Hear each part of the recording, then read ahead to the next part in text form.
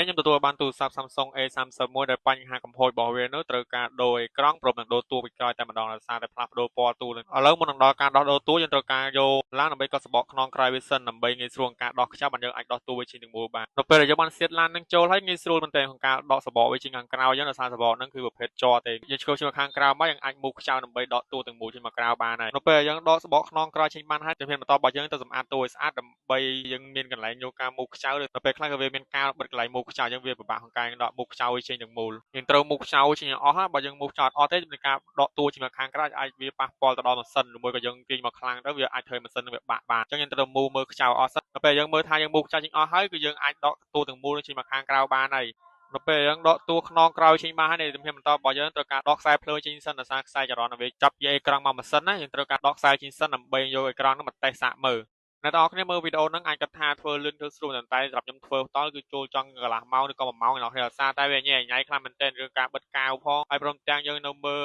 ត្រង់ជ្រោយរបស់វាស្មានកាវឲ្យស្អាតដើម្បីយើងចាប់តួចូលខាងក្នុងវិញអញ្ចឹងណានៅពេលយើងដកខ្សែអេក្រង់ចេញហើយយើងត្រូវការដកអេក្រង់ដែលវាបានខូចចេញដើម្បីផ្លាស់អេក្រង់ថ្មីចូលយើងងាយស្រួលក្នុងការតេស្តថាអេក្រង់ហ្នឹងយកមកដំណើរការដែរឬទេនៅពេលយើងតេស្តអេក្រង់ហ្នឹងថាវាដំណើរការយើងវាយលេខទូរស័ព្ទវាយលេខ1លេខ2ដើម្បីថាយល់ទៅយើងត្រូវតេស្តអេក្រង់ឲ្យល្អដើម្បីឲ្យបានគេយកទៅប្រើទៅមានភាពងាយស្រួលកុំឲ្យគេយកដូរយើងវិញដោយសារយើងមុនឲ្យដៃភ្ញៀវយើងត្រូវតេស្តថាទូរស័ព្ទយើងបានធ្វើអេក្រង់ហ្នឹងគឺវាដំណើរការដែរឬទេយើងត្រូវទិញកម្មវិធីអូសតាមហ្គេមទៅខ្លាចពេលខ្លះហ្គេមគៀនរបស់វាអីហ្នឹងអត់ដំណើរការបើសិនជាកន្លែងហ្គេមវាអត់ដំណើរការអីចឹងយើងអាចដូរអេក្រង់ថ្មីទៅភ្ញៀវយើងចឹងនៅពេលខ្ញុំតេស្តអេក្រង់ហ្នឹងហើយឃើញថាវាដំណើរការហើយវាយ keyboard អីវាដើរដំណើរការអស់ចឹងយើងងាយស្រួលមែនតើយើងអាចចាប់អេក្រង់ចូលទៅក្នុងតួវិញហើយនៅពេលយើងចុចអេក្រង់យើងបិទការពារដីឲ្យអស់ហើយយើងត្រូវវោខ្ចៅចូលវិញអ្នកនរគ្នាដើម្បីបិទខ្នងក្រោយពីព្រោះតែទូរស័ព្ទ Samsung A30 នេះគឺវាមានកន្លែងមុខខ្ចៅផ្សេងហើយយើងបិទខ្នងក្រោយផ្សេងទៀតអញ្ចឹងវារៀងយូរទៅចឹងហើយនៅពេលយើងមុខខ្ចៅហើយយើងបិទសបកចូលទៅខាងក្នុងទៅយើងបិទការបិទដីហើយយើងចងកសួរទុកចោលប្រហែលជា30នាទីឬក៏5-10នាទីយើងអាចយកឲ្យភ្ញៀវបានវិញហើយ